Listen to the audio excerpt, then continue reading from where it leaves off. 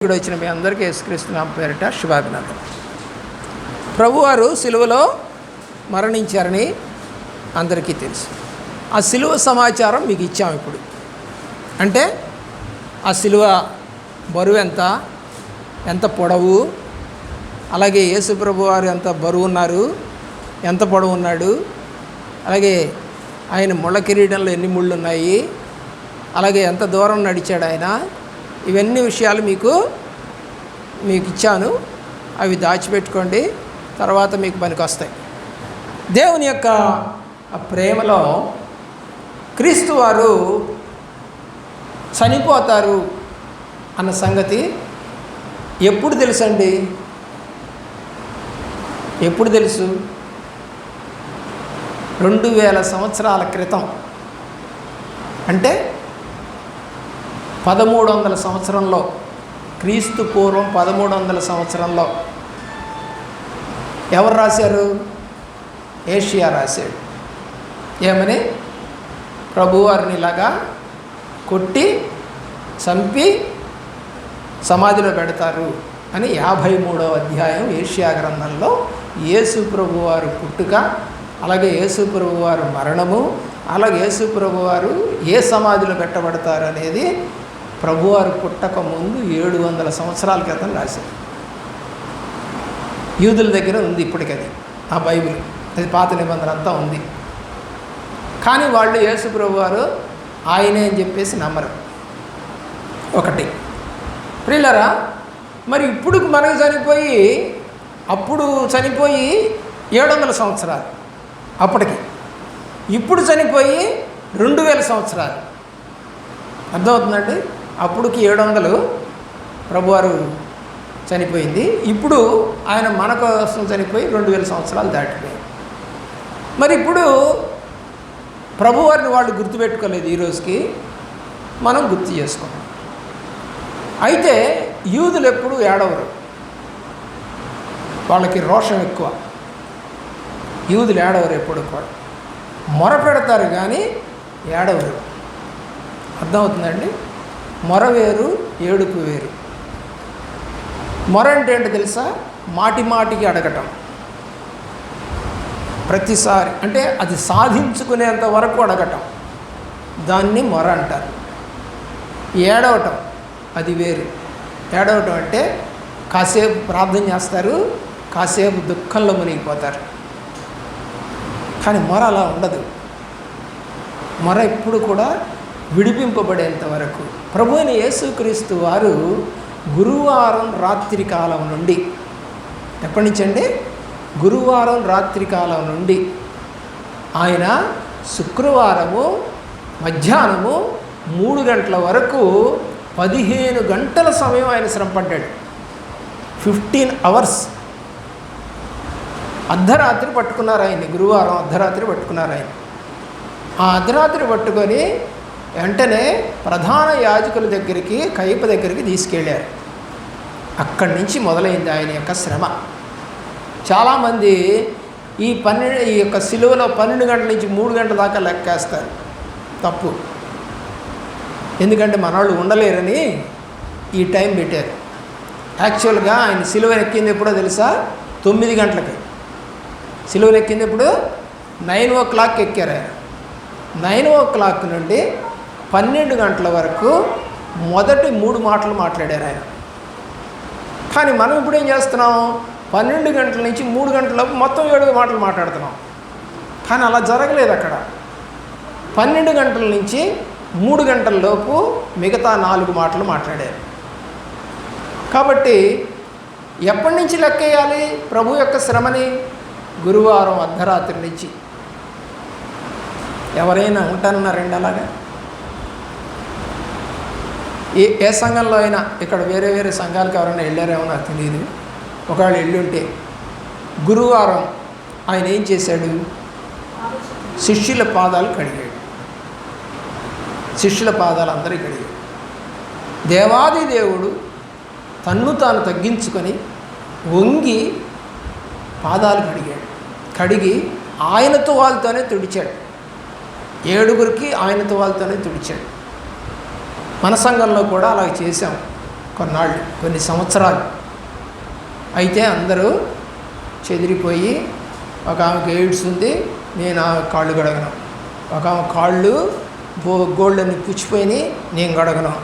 ఒక ఆమె కాళ్ళు నల్లగా ఉన్నాయి, నేను గడగను. ఇంకొక ఆమె ఏళ్ళు ఇట్టున్నాయి, నేను గడగను అని వంతులు పెట్టుకున్నారు. మొదట్లో ఏంటో నా మాట విన్నారు, కానీ రాను రాను ఎందుకు వచ్చిందో విభేదం వచ్చింది. మొత్తం ఒకే కులస్తులు. మళ్ళా నాకు చాలా బాధ వేసింది. ఇక ఈ విభేదాలు పెట్టుకుంటే వద్దమ్మా, తీసేయండి. ఇది సమాధానం కొరకు చేశాడు ప్రభువారు. మరి మీరు సమాధానం లేనప్పుడు ఈ కార్యక్రమం చేసిన ఉపయోగం లేదు. రెండోది ఏం చేశాము, ఎవరు తువాళ్ళు వాళ్ళే తెచ్చుకోమన్నాం. అర్థమవుతుందా? అప్పుడు తువాళ్ళు కూడా కొనిచ్చాం, కొంతమంది వాళ్ళే కొనుక్కున్నారు. చాలా బాగా జరిగింది సహవాసం. అంటే బైబిల్లో ఏముంది అలాగే చేశాం. తర్వాత ఈ రోజున చాలా సంఘాల్లో విశ్వాసులు కాళ్ళు కడుక్కోవడం చూసారా? ఉందా? ఫ్యాషన్ ఆఫ్ ది వీక్ చేస్తున్నారా? అంటే ప్రభువారు యెరూషలేములోకి ప్రవేశించిన మట్లాదివారం నుండి రేపు ఆదివారం వరకు ఉన్న వారాన్ని ఫ్యాషన్ ఆఫ్ ది వీక్ అంటారు. అంటే 7 రోజులు ఆయన ఏమేం చేశాడో మొత్తం ఒక్కొక్క రోజున ఏం జరిగిందో వివరించి చెప్తాం. చేసాం కొన్నాళ్ళు. అది కూడా ప్రియులరా, యేసు ప్రభు వారు చనిపోయినందుకు ఏడవాలా? చెప్పండి. యేసు ప్రభు వారు చనిపోయినందుకు ఏడవాలా? ఏడవమని ప్రభువారు చెప్పారా? మరి ఎందుకు ఏడుస్తున్నారు? చెప్పండి. లేదని బైబిల్లో ఉంది, ఏడవద్దని చెప్పాడు, కానీ ఎందుకు ఏడుస్తున్నారు ప్రజలు? పోనీ వాళ్ళకి ఏమైనా తెలుసా? ఆయనతో ఏమైనా తిరిగారా? ఆయన పొందిన శ్రమలు చూసారా? లేదుగా. మరి ఎందుకు మనము ఈ రోజున ఆయన చెప్పని పని చేసి ఎందుకు పగలబడి ఏడవాలి? ఏడవాలా లేకపోతే పశ్చాత్తాపడాలా? చెప్పండి. ఏడవాలా పశ్చాత్తాపడాలా? పశ్చాత్తాపడాలి, ఏడవకూడదు. ప్రభువా, నా కోసం ఇలాంటి త్యాగం చేశావు, కానీ నీకు విరోధంగా నేను ఇంకా చేస్తూ ఉన్నాను. ఈ తప్పు చేశాను, ఇక చేయకుండా ఉండే శక్తి నాకు అయ్యా, నీ సిలువ శక్తి నాకు దయచేయమని ప్రార్థన చేయాలి. ప్రాయశ్చిత్తం చేసుకుంటూ ప్రార్థన చేయాలి, ఏడవకూడదు. తప్పును ఒప్పుకుంటూ చేసేదాన్ని ప్రార్థన, పశ్చాత్తాప ప్రార్థన. మంచిదండి. మనం చూద్దాం. బైబిల్లోకి వెళ్ళినట్లయితే దేవుని యొక్క మాటలో మత్తయి సువార్త 20వ అధ్యాయం 18, 19 వచనాలకు వెళదాం. మత్తయి సువార్త 20వ అధ్యాయం 18, 19. త్వరగా తీస్తే ముందుకెళ్దాం. సమయం అంతా ఇక్కడ అయిపోతుంది. మత్తయి సువార్త 20వ అధ్యాయం 18, 19 వచనాలు.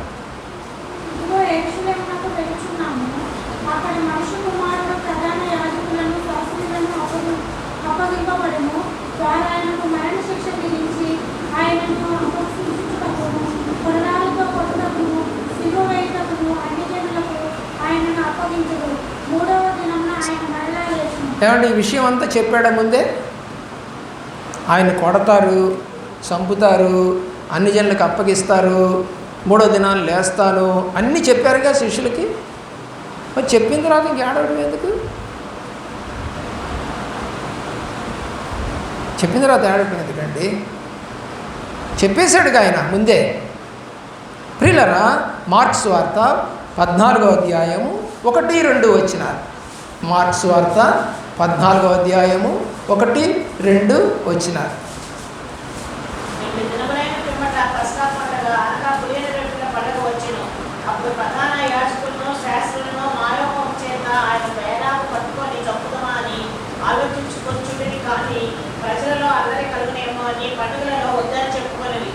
ప్లానింగ్ ఉందా ముందే ఆయన చంపాలని? ప్రభువారు చెప్పారా? నన్ను పట్టుకొని చంపుతారు, కొడదలతో కొడతారు, మూడో దినాన్ని లేస్తాను అని చెప్పాడు. ఆయన విషయం అంతా కూడా ముందే తెలుసు ప్రభువారికి. మనకి కూడా యెషయా గ్రంథం ద్వారా ప్రభువారు చనిపోతారని తెలుసు. అలాగే ఆయన పుట్టిన తర్వాత తన మరణాన్ని గురించి ఆయనే చెప్పుకుంటున్నాడు. లూకాసు వార్త 22వ అధ్యాయం 1-2 వచనాలు. లూకాసు వార్త.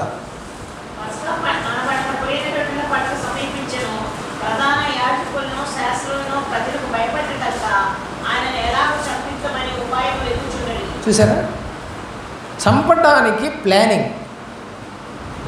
ఆ ప్లాన్లో భాగస్థుడు ఎవరు చెప్పండి? ఇస్కరియోతు యోధ ఉపయోగించుకున్నారు. సాతానుడు ప్రభువారిని చంపడానికి ఒక వ్యక్తిలోనికి సాతానుడు ప్రవేశించెను అని చెప్పి రాయబడింది మత్తయి సువార్తలో. ఎప్పుడు? బల్లారాధన రోజే. ఆ ముక్క పుచ్చుకొనగానే వాడిలో సాతానుడు ప్రవేశించెను అని రాసింది. ఏంటి, బల్లారాధనకి వచ్చి కూడా సాతానుడితో సంబంధాలు ఉంటాయా అంటే ఉన్నాయి. డైరెక్ట్గా ప్రభువుతోనే 3.5 సంవత్సరాలు తిరిగిన వాడైనటువంటి యూదాలోనే ప్రవేశిస్తే అప్పుడప్పుడు వచ్చే నీకెంత, సరదాగా వచ్చే నీకెంత, పక్కనే తిరిగాడు 3.5 సంవత్సరాలు అంటి పెట్టుకొని. అంత గొప్పగా అన్ని అద్భుతాలు చూసి ఆయన ఎక్కడికి వెళితే అక్కడ తిని తిరిగి పడుకున్నటువంటి వాడే ఆశ పుట్టిందండి లోకం అంటే, డబ్బులంటే. నీకు పుట్టదా? నీకు డబ్బులంటే ఆశ లేదా? ప్రియులారా, ఆలోచన చేయి. ఈరోజు పాత సామెత ఒకటి ఉండేది, ఇప్పుడు కూడా ఉంది. డబ్బుకు లోకం దాసోహం అయిపోద్దట. అమ్మా పాస్టర్ గారు, ఆ చర్చికి మీరు వెళ్ళకుండా ఈ గుడ్ ఫ్రైడేకి మా దగ్గరికి వస్తే ఒక్కొక్కళ్ళకి 500 ఇస్తాం, మీకు ఒక స్వీట్ ప్యాకెట్ ఇస్తాం, రేపు పునరుద్ధాన పండుగ రోజు వస్తే ఒక్కొక్కళ్ళకి చీర పెడతాం అని కనుక అన్నారనుకోండి, బయట ఎవరో ఆ సంఘస్థుల్లో ఉన్నటువంటి ఒక సీనియర్ వ్యక్తి చెప్పుద్ది, స్వీట్స్ ప్యాకెట్టు నేతి స్వీట్లు ఒక్కొక్క ప్యాకెట్ ఖరీదు 700. 700? రైట్. చీర అంతా ఒక్కొక్కళ్ళకి 2500 రూపాయల చీర. పోతే పోయింది, ఏంటంటే ఈ సంఘానికి కాకపోతే అటు వెళ్ళిపోతాం. ఎవడిస్తాడేంటి? 2500 చీర, 700 రూపాయలు స్వీట్ బాక్సు కేజీ. ఏమైపోతుంది? అలా వెళ్ళిపోతామండి మేము. ఇస్కరియోతు యూదా లాగుంటే వెళ్ళిపోతాం. ఇస్కరియోతు యూదా అందుకే వెళ్ళిపోయింది. 30 వెండి నాణేలకే కదా, వాడు దాసోహం అయిపోయాడు. కాబట్టి దేవుని ప్రేమించిన పిల్లరా, దేవుడు ముందుగానే చెప్పాడు, నేను చనిపోతాను. అలాగే ఆయన చంపడానికి ప్రయత్నం చేస్తారు. ఇదంతా బైబిల్లో రాసిందే, కొత్త ఏం చెప్పట్లనే. మత్తయి సువార్త 26వ అధ్యాయం 1వ వచనం నుండి 3వ వచనం దాకా. మత్తయి సువార్త 26వ అధ్యాయం 1 నుంచి 3.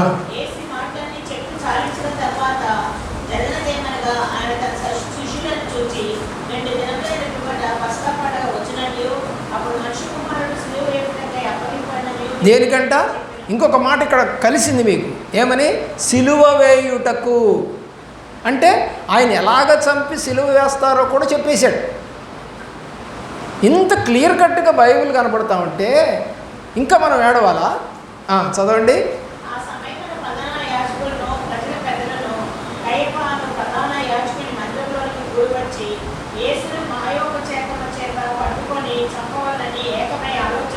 చూసారా? ఇప్పుడు వద్దు, పండగ చేద్దాం. కానీ చేసింది ఎప్పుడు?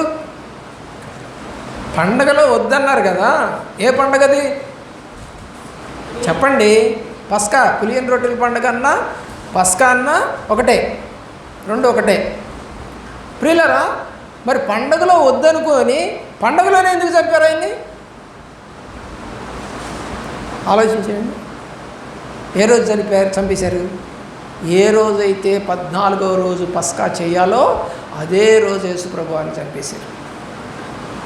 పస్కా వధువు మన కొరకు వధించబడెను అని పాడతాం మనం. పస్కా వధువు ఆ యొక్క గొర్రెపిల్లని చంపేస్తారు. ఇంటికి ఒక గొర్రెపిల్ల తెచ్చుకోవాలి. ఇప్పటికీ కూడా యూదులు ఇప్పటికీ కూడా చేయాల్సిందే పని. ఆ యొక్క గొర్రెపిల్ల ఇంటికొకళ్ళు తెచ్చుకొని చేస్తారు అక్కడ. ఇప్పుడు మనందరి కొరకు పస్కా గొర్రెపిల్లగా ప్రభువారు చనిపోయారు అని బైబిల్ చెప్తారు. యోహాను రాసిన సువార్త 13వ అధ్యాయము 1-2 వచ్చిన. యోహాను రాసిన సువార్త 13వ అధ్యాయం 1-2 వచ్చిన.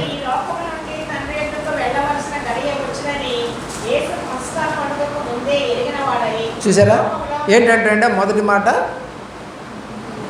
చదవండి. 1వ ముందే ఎరిగిన వాడై. యేసు ప్రభువారి తన మరణం తనకి తెలుసు. ఆ విషయం శిష్యులకు చెప్పారు.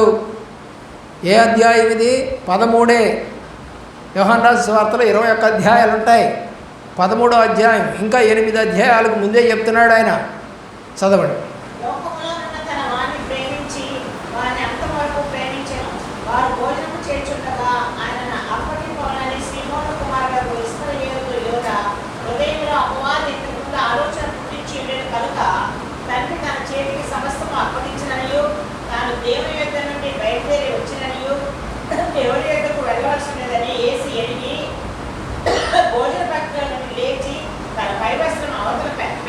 దేవుని ప్రేమించి నీకు అవసరం లేదు ప్లానింగు. అయితే ఆయన చనిపోతారు. ఎలా చనిపోతాడు? ఎవరు పట్టిస్తారు? వాడు పుట్టకుండా ఉంటే మేలు అన్నాడు. పుట్టకుండా అంటే భూమి మీద పుట్టకుండా కాదు. క్రైస్తవుడికి ఎన్ని జన్మలు ఉంటాయి? 2 జన్మలు ఉంటాయి. ఒకటి తల్లి గర్భాన పుడతారు, రెండవది క్రీస్తులో పుడతారు. ఇది 2వ జన్మ మనకి. అలాగే 2 మరణాలు ఉంటాయి. ఎరగకుండా చచ్చిపోతే 2 మరణాలు ఉంటాయి. ఎరిగి చనిపోతే 1 మరణమే ఉంటుంది. ఇదంతా బైబిల్ సిద్ధాంతం. కాబట్టి దేవుని యొక్క ప్రేమలో క్లియర్ కట్గా మొత్తం చెప్తాడు. నేను ఇదే అప్పుడప్పుడు ఆలోచన చేస్తాను. మా నాన్నగారు కూడా చనిపోయేటప్పుడు మొత్తం చెప్పేశాడు. ఆయనకి తెలుసు అన్నమాట చనిపోతాడు. నేను ఈ వాక్యం చదివిన తర్వాత అనుకున్నాను, ఓహో కొంతమందికి తమ మరణం అంటే తెలుస్తుంది. అందుకని అన్నీ అప్పగించేశారు. అందుకని మా ఇంట్లో గొడవలు ఉండవు. ఎందుకంటే ఆయన చనిపోకముందే అన్నిటినీ అప్పగించేశారు. తర్వాత ఏంటి, ఏ కోర్టుకి వెళ్ళాలి, ఏ లాయర్లు ఇవన్నీ లేవు. ఎవరెవరికి ఏం పని చేయాలో మొత్తం రాసేశారు. ఫినిష్ చేసి ఆయన చనిపోయాడు. అలాగే ప్రభువారు తన పనిని ముగించుకొని చనిపోయారు ఈ లోకంలో. చూడండి ఇంకొక మాట, మత్తయి సువార్త 17వ అధ్యాయము 22వ వచనము 26వ వచనం. మత్తయి సువార్త 17వ అధ్యాయం 22.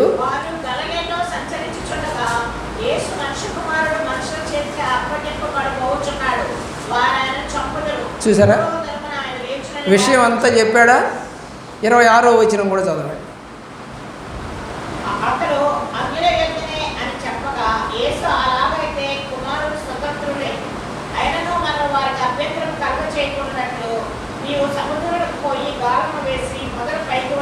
మత్తయి సువార్త 17వ అధ్యాయము 22 చదివారా? ఓకే. 26వ అధ్యాయంకి వెళ్ళండి. 24వ వచనము 25వ వచనము చూడండి. ఇక్కడ ఈ మాట మీకు అర్థం కావాలి. మనుష్య కుమారుడు వ్రాయబడిన ప్రకారము పోవుచున్నాడు అంటే చనిపోబోతున్నాడు. వ్రాయబడిన ప్రకారం అంటే ఏషియా గ్రంథంలోకి వెళ్ళాలి. అర్థమవుతుందా? వ్రాయబడిన ప్రకారం అంటే ఏషియా గ్రంథము 53వ అధ్యాయంలోకి వెళితే ఆయన గురించి రాయబడింది. ఆయన గురించి రాయబడిన ప్రకారమే పోవుచున్నాడు అని ఎవరు చెప్తున్నారు? ప్రభువారే చెప్తున్నారు. చదవండి. రాయబడిన ప్రకారం పోవుచున్నాడు.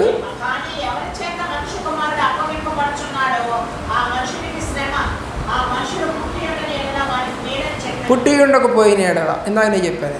అంటే వాడు రక్షణ పొందకుండా ఉండుంటే బాగుండేది. అంటే అన్యుడిగా ఉంటే బాగుండేది. రక్షణ పొంది తప్పు చేసి చచ్చిపోతే వాడు పడేంత నరక యాతన ఇంకోటి ఉండదు. బాగా గుర్తుపెట్టుకోవాలి. రక్షణ పొంది ప్రభువును వెంబడించకపోతే వాడు పడే నరకయాతన అంతకన్నా ఇంకొకటి ఉండదు. ఈ యోధా పని అదే. తర్వాత ఏమయ్యాడంటే 18వ వచనం చదవండి. 18వ వచనం,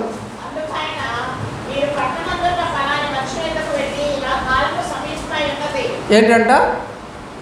నా కాలము సమీపం, అంటే నేను చనిపోవడానికి ఇంకా కొద్ది రోజులే ఉంది అని చెప్తున్నాడండి ప్రభువారు. ఇవన్నీ ప్రభువారు చనిపోవటానికి ముందే 6 రోజుల ముందే శిష్యులతో, ప్రజలతో, అన్ని జనులతో చెప్పాడు. ఇంకెందుకండి ఏడవాలి? ఇంకెందుకు ఏడవాలి? దేవుని ప్రేమిస్తున్న నిర్గమాకాండము 12వ అధ్యాయము 11వ వచనం నుండి 14వ వచనం దాకా చూస్తే,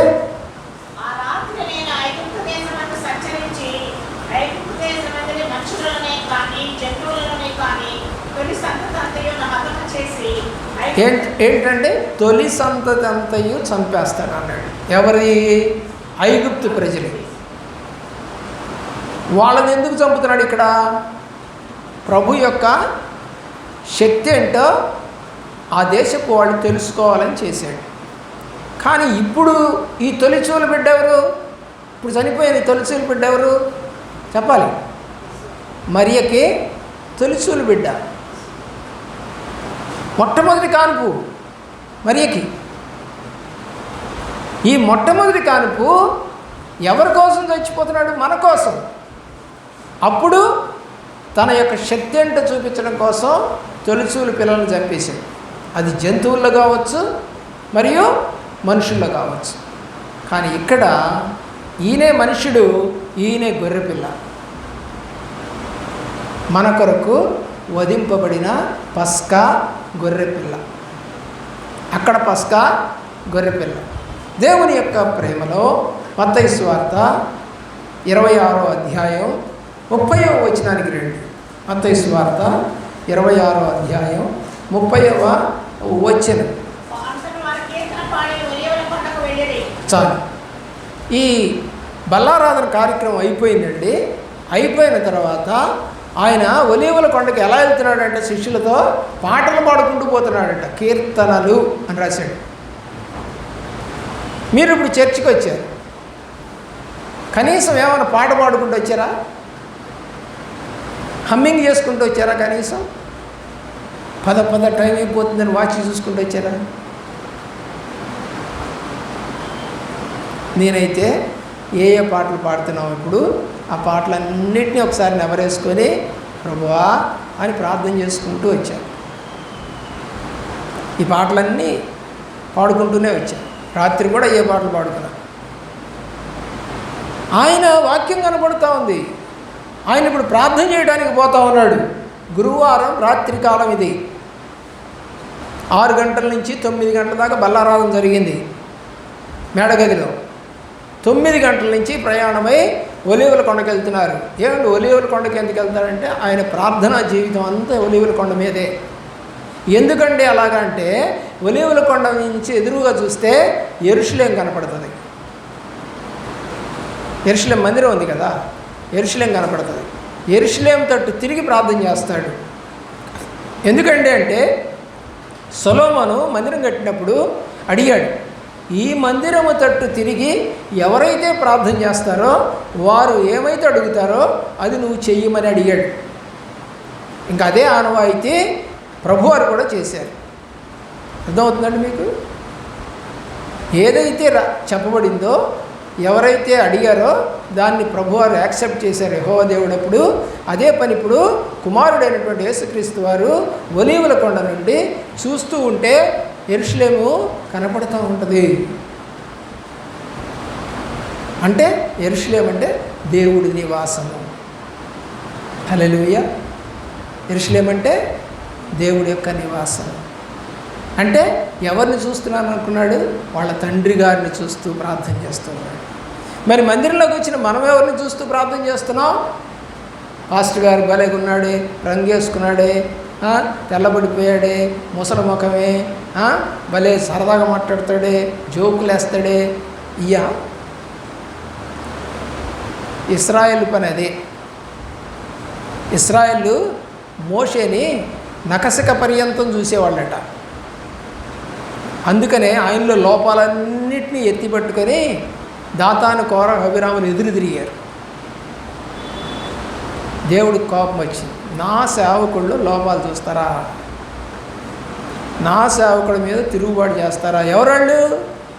అక్క అన్నే. మళ్ళా సంఖ్యాకాండం 12వ అధ్యాయంలో కుష్ఠరోగం వచ్చి పడిపోయింది మిరియాం. అన్న అయినటువంటి అహరోను తమ్ముడి దగ్గరికి వచ్చి, అరే తమ్ముడా, ఏదో తప్పు అయిపోయిందిలే, ప్రార్థన చేయరా అని అడుగుతాడు. అప్పుడు మళ్ళీ మోషే ప్రార్థన చేస్తే 7 రోజులు కుష్ఠరోగం ఉంటే కడాగా బతుకుద్దాము. 7 రోజులు యెరూషలేము దగ్గరికి వెళ్ళటానికి ప్రయాణము ఆగిపోయింది. పాపం, సేవకుడి మీద తిరుగుబాటు పాపం. ఏమన్నా అన్యాయం చేస్తుంటే మోషే అనుకోవచ్చు, ఏమన్నా ఇబ్బంది పెట్టుంటే మోషే అనుకోవచ్చు. 30 లక్షల మంది ప్రజలను ఒక్క నాయకుడుగా నడిపించుకుంటూ పోతూ ఉంటే అప్పటికే వయసు అంతా 100 ఏళ్ళు దాటిని. 115 ఏళ్ల వయసులో ఆయన్ని పట్టుకొని నీ ఇష్టం వచ్చినట్టుగా మాట్లాడతావా? ఏమన్నాడు? సంఖ్యాకాండం 12వ అధ్యాయము 3వ వచనం చదవండి. 3వ వచనంలో దేవుడు మాట్లాడుతూ ఉన్నాడు.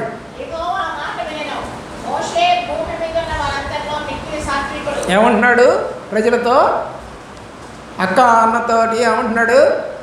భూమి మీద ఉన్న వాళ్ళలో మిక్కిలి సాత్వికుడైనటువంటి నా యొక్క మోషేని చదవండి.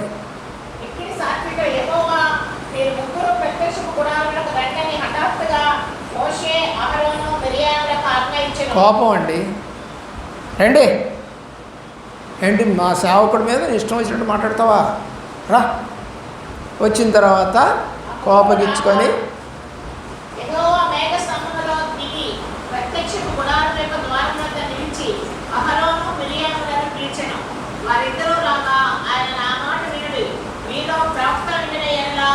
ఆ కింద భాగానికి వస్తే ఆయన కోపం వచ్చి ఆమెకి కుష్ఠరోగము తెప్పించాడు. ఎమ్మటే వచ్చేసిందండి కుష్ఠరోగం. నెమ్మదిగా రావటం కాదు, వితిన్ సెకండ్స్లో కుష్ఠరోగం వచ్చేసింది. తెల్లని కుష్ఠరోగం అని రాసింది అక్కడ. చూసారా? వెంటనే ఆయన కోపం రగులుకుంటే ఏదైనా వెంటనే జరుగుద్ది. బాగా గుర్తుపెట్టుకో, స్లోగా కాదు. దేవుని యొక్క ప్రేమలో ప్రియులరా ఆలోచన చేయవలసిందిగా కోరుతా ఉన్నాం. 26వ అధ్యాయము మత్తయి సువార్త 31వ వచనం.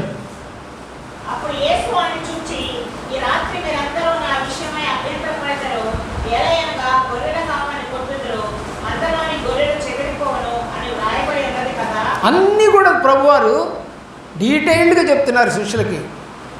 గొర్రెలు చెదిరిపోతాయి అని వ్రాయబడిన ప్రకారము ఇది జరుగుతుంది. జకరియా గ్రంథం 13వ అధ్యాయం 7వ వచనం. ముందుగానే ఈ విషయాలన్నీ రాశారు. అన్ని విషయాలు ఆయన మళ్ళా శిష్యులకు చెప్తూన్నాడు. 13:7 జకరియా గ్రంథం.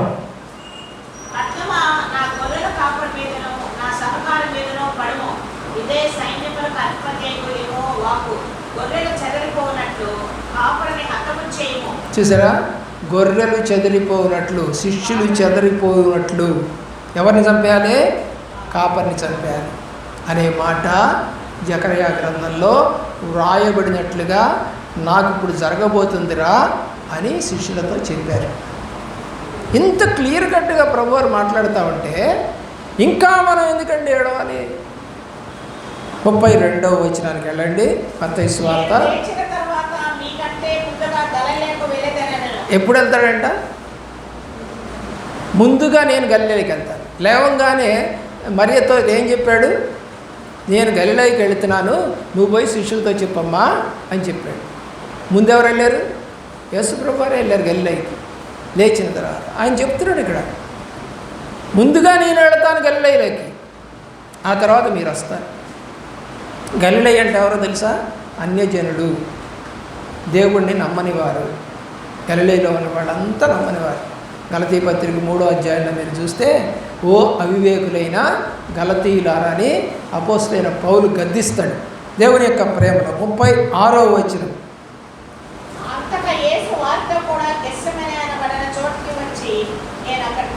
చాలు, ఇక అక్కడ 3 గంటల ప్రార్థన, 9 గంటల నుంచి 12 గంటల వరకు గంటకి వచ్చి ప్రార్థన చేయమని వీళ్ళకి చెప్తే వాళ్ళు ప్రార్థన చేయట్లా, నిద్రపోతూ ఉన్నారు.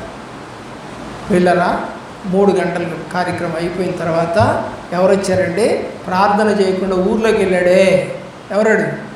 ఇస్కరియోతు యోధ రాణు వారిని తీసుకొని వచ్చి చీకటి కదండి, మరి నేను ఎవరినైతే ముద్దు పెట్టుకుంటానో ఆయన యేసు ప్రభు పట్టుకోండి పట్టించి, ఏమండి ఆ సమయంలో అర్ధరాత్రి కాలంలో పట్టుకుంటే ఏమండి 12 మంది శిష్యులు, అంటే ఇస్కరియోతు యోధ కాకుండా ఉన్న 11 మంది చెదిరిపోయారు. జకర్యా గ్రంథము ఏదైతే చెప్పబడిందో అది నెరవేరింది. ప్రతిదీ నెరవేరిపోయారండి ప్రభువులో. ఎప్పుడో 100 సంవత్సరాల క్రితం రాసిన గ్రంథంలో ఇప్పుడు ఆయన యొక్క మాటల్లో నెరవేరుతాయి. అలాగే 2000 సంవత్సరాల క్రితం ప్రభు వారు చెప్పిన మాటలు ఇప్పుడు మన మధ్య నెరవేరుతున్నాయి. రాజ్యం మీదకి రాజ్యము నిలిచిన, ఒక కుటుంబంలోని వారికే తగాదాలు వస్తాయి. కుమారులు తల్లికి, తల్లికి కుమారులకి విభేదం కలగజేస్తాను, శాంతి లేకుండా పోతుంది, ఒకరికొకరు అప్పగించుకుంటారు, మరణానికి అప్పగించుకుంటారు, చంపుకుంటారు అనేది ఏదైతే ఆయన రాశాడో అవన్నీ ఇప్పుడు జరుగుతాయి. ఇవన్నీ కొత్తవి కావు, బైబిల్లో రాసినవి. అయితే ఇప్పుడే అంతము రాదు అని కూడా చెప్పారు. ఇవన్నీ జరుగుతాయి, భూకంపాలు, అలాగే వర్షాలు, అలాగే తెగుళ్ళు. ఆల్రెడీ ఒక తెగులు మనం చూసాం. ఈ ప్రపంచంలో మిగతా వాళ్ళు ఎవరికి అంటే 21వ సంవత్సరం తర్వాత పుట్టిన పిల్లలెవరికి కూడా, లేదా 20వ సంవత్సరంలో పుట్టినా కూడా తెలియదు వాళ్ళకి, ఇది చిన్నపిల్లలు కదా, వాళ్ళకి తెలియదు. కాబట్టి మనకు మాత్రం తెగులు అంటే తెలుసు. కనీసం నీ పిల్లలకి ఎప్పుడైనా చెప్పావా, అయ్యా ఇలాంటి తెగులు మళ్ళా వస్తుంది, అలా రాకుండా ప్రార్థన చేసుకోండి, దేవుడు బైబిల్లో రాశాడు ముందుగానే అని చెప్పగలవా? చెప్తున్నావా? చెప్పండి. ఎందుకంటే మన గురించి ముందుగా ఆయన రాశాడు, జరిగిన దాన్ని ఇప్పుడు నీ పిల్లలకు నువ్వు చెప్పాలి, అది పద్ధతి.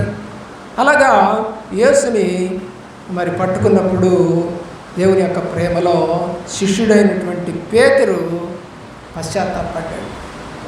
దేవుడు ఏం చెప్పాడంటే, నన్ను ఎరగనని 3 సార్లు నువ్వు అబద్ధం ఆడతానంటే అన్నాడు. ఆడేసాడు. పట్టుకున్నారు ప్రభువాన్ని, 3 సార్లు అబద్ధం ఆడాడు. ఇప్పుడు చూడండి 26వ అధ్యాయము 75వ వచనం.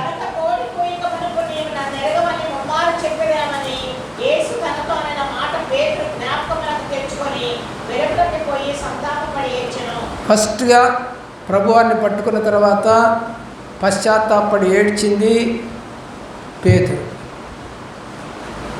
మరి నువ్వు ఇప్పుడు ఇక్కడికి వచ్చావు, ఏమైనా పశ్చాత్తాపం ఉందా? పశ్చాత్తాపం లేకుండానే ప్రభువా యేసయ్యా అనుకొని వెళ్ళిపోతున్నావా? ఒకవేళ ఇదే పరిస్థితి కనుక మీకున్నట్లయితే, పేతురుకి మారు మనసు వచ్చింది, పేతురు గొప్ప సేవ చేశాడు.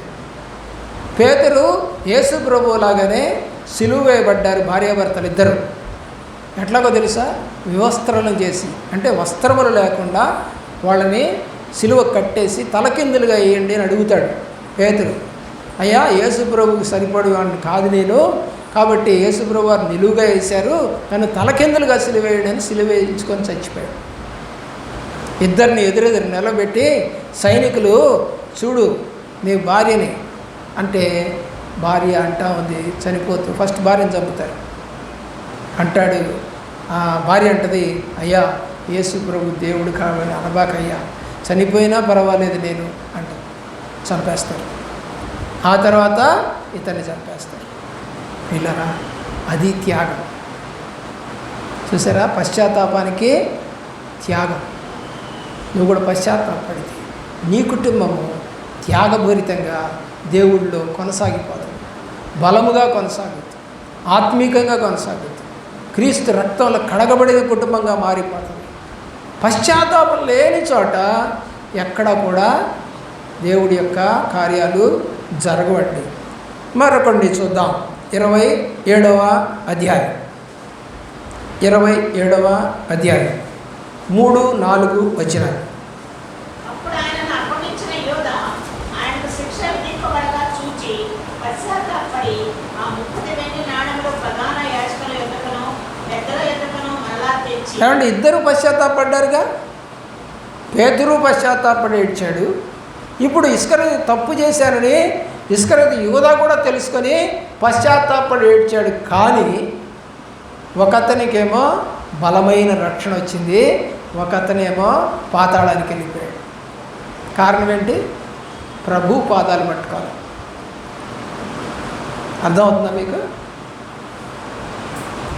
ఎవరో ఒక అమ్మాయి అంట, మన సంఘంలో అమ్మాయి, ఎక్కడో ఇంకో చోటగా ఎక్కడో మాట్లాడుతూ మనకు తెలిసిన అమ్మాయి ఇంకొక అమ్మాయి ఎవరో కనపడితే, నేను పాస్టర్ గారికి వ్యతిరేకంగా మాట్లాడాను కానీ ముఖం చూపించుకోలేకపోతున్నాను అందంట. మరి నువ్వు బాధపడుతున్నావు కదా, మరి అదే వచ్చి సంఘంలో నిలబడో లేకపోతే పాస్టర్ గారి దగ్గరికి వెళ్ళి అయ్యా తప్పు చేశానని మరి తప్పిపోయిన కుమారుడు అన్నట్టుగా పోయి మరి అడగొచ్చు కదా, చేర్చుకుంటారు కదా అని అంటే, అదే ముఖం చెల్లట్లేదు నాకు అందట. ఇప్పటిగా జరిగిపోయి కూడా 5-6 ఏళ్ళు అయింది, ఇంతవరకు రాలా. కానీ ఇతని పరిస్థితి ఎవరిది? ఇస్కరియోతు యోధా పరిస్థితి. అనుకున్నాడు, పశ్చాత్తాపడ్డాడు, కానీ ఎవరి దగ్గరికి రాలేదు? యేసు ప్రభు దగ్గరికి రాలేదు. అందుకని వాడు ఏమైపోయాడు? కింద భాగంలో ఉంది, ఉరేసుకొని చనిపోయాడు. పాపము ఎక్కడో ఒప్పుకోవటం కాదండి, ఎక్కడ చేశామో అక్కడికి వచ్చి ఒప్పుకోవాలి. అంతేగాని మా ఆయనండి నాకు ఇష్టమేనండి, పోవాలనే ఉందండి కానీ పోబుద్ధి అవ్వట్లేదండి. అదేంటి? పోవాలనే ఉంది కానీ పోబుద్ధి అవ్వట్లేదా? అలాంటి పరిస్థితి ఉందా నీకు? ఆలోచన చేయవలసిందిగా కోరుతా ఉన్నాం ప్రియులారా. మరి ఒకడు మరి చనిపోయాడు, ఒకడు మరి పాతాళానికి నరకానికి వెళ్ళిపోయాడు. ఎందుకు వెళ్ళిపోయాడు అంటే మార్కు 16:16లో వాక్యం చెప్తుంది, నమ్మి బాప్తిజం పొందినవాడు రక్షణ పొందుతాడు, నమ్మనివాడు దేవుని యొక్క ప్రేమ. ప్రభు అయిన యేసుక్రీస్తు వారు 9 గంటల నుంచి మధ్యాహ్నం 3 గంటల వరకు శ్రమపడ్డారు. మనం ఎంతసేపు కూర్చుంటున్నాం చెప్పండి? నేను దరిదాపుగా ఇప్పుడు గంట పైగా నిలిచాను. నాకు నొప్పి రావట్లే, నాకు బాధ ఇట్లా, నాకు మంచినీళ్ళు అవ్వట్లా, ఏమండి నాకు తలనొప్పి రావట్లా, నాకు నిద్ర రావట్లా. ఎందుకని? ప్రభువులో ఉంటే ఏమీ రావు, లోపంలో ఉంటే అన్నీ అంటారు. మామూలుగా నిద్రని ఏమని దానికి ఒక పేరు పెట్టారు, నిద్రకు ఒక దేవత ఉందంట. ఏ దేవత అది చెప్పరే? నిద్ర ఏ దేవత? దయ్యం అంట, నిద్రాదేవత అంట దాని పేరు. నిద్రాదేవత వచ్చేస్తుంది, ఆవహిస్తుంది. నువ్వు దేవుడు మాటలు వింటావా, ఆలకిస్తావా, శ్రద్ధగా వింటావా, పశ్చాత్తాపడతావా? పో నిద్రపో, నిద్రపో, ఆలకించకుండా పో, వినకుండా పో. భలే ప్లానింగ్ చేస్తాం. అందుకనే చిన్నప్పటి నుంచే నాన్నగారు నిద్ర వస్తుందంటే నించోబెట్టి చదివించాడు. నించున్న నిద్రపోవడం కష్టం, కూర్చుండి నిద్ర ఎక్కువ వస్తుంది. దేవుని యొక్క ప్రేమలో ప్రియులారా ఆలోచన చేయండి. శిష్యులంతా కూడా ఏం చేశారంటే గడికి వస్తే నిద్రైపోతా ఉన్నారు. 26:41 ఒక మాట ఉంది, ఏమన్నా తెలుసా? శోధనలోనికి ప్రవేశించకుండా నిమిత్తము మీరు ప్రార్థన చేయండి. నిద్ర దేనికి సూచన? శోధనకి సూచన. బాగా గుర్తుపెట్టి, మీకు కష్టంగానే ఉంటుంది వాక్యం, అది వాస్తవం. శోధన వచ్చింది వాళ్ళకి. ఏం చేశారండి? 40 రోజులు వాళ్ళు ప్రభువారిని ఎరక్కుండానే తిరిగారు. 3.5 సంవత్సరాలు ఆయనతో పాటు తిరిగినటువంటి మనుషులు ఇప్పుడు 40 రోజులు అసలు ప్రభువారు ఎవరో తెలియకుండా తిరిగారు. మళ్ళీ ఏం చేయాల్సి వచ్చింది? ప్రభువారు ప్రతి ఒక్కడి దగ్గరికి పోయి, నేను తిరిగి లేచారా బాబు, నన్ను వెంబడించండి, ప్రార్థన చేయండి, వాగ్దానం కొరకు కనిపెట్టండి అని బతిలాడుకున్నాడు. యోహాను రాసిన సువార్త 21వ అధ్యాయంలో మీకు కనపడుతుంది ఇదంతా. 15, 16, 17 వచనాల్లో పేతురుని అడుగుతున్నాడు, నన్ను ప్రేమిస్తున్నావా అని 3 సార్లు అడుగుతాడు. ప్రేమిస్తే ఏం చేయాలి అని అంటే, నా గొర్రెలను కాయమంటాడు. ప్రభు వారి ప్రేమ అండి అది. నిరంతరం మేలుకొని ఉంటాడండి ఆయన మన కొరకు. ఇది వాస్తవం. ప్రియులారా, ఇంకొక మాట చెప్పి నేను ముగిస్తాను, ప్రార్థనలోకి వెళదాము. లూకాసు వార్త 23వ అధ్యాయము 28వ వచనం. 23.